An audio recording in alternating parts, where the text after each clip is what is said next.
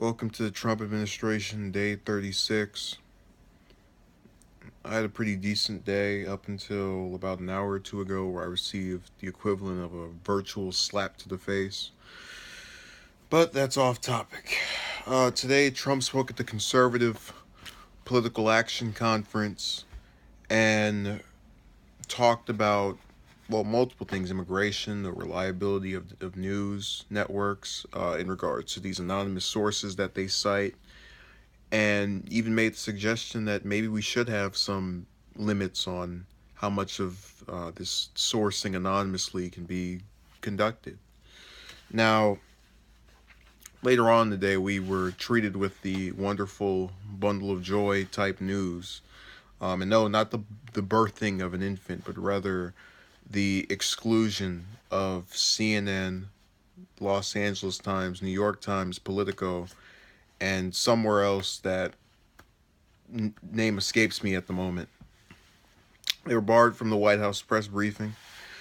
Pretty significant because I know I've heard Trump talk about the New York Times before.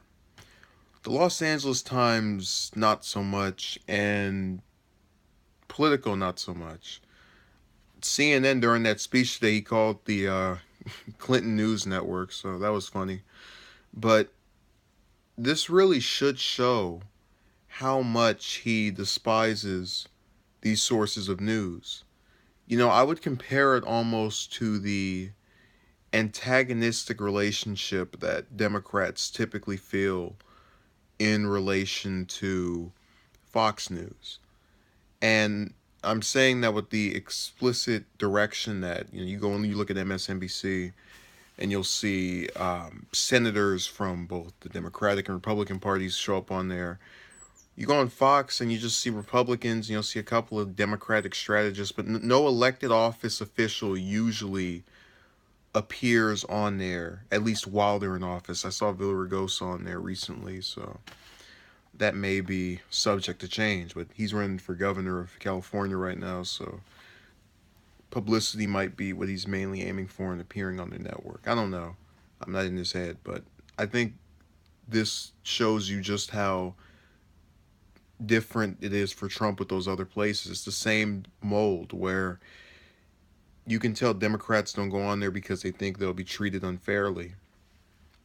And I think Trump feels the same way about those sources, which is why he barred them from being able to come in on his press briefing.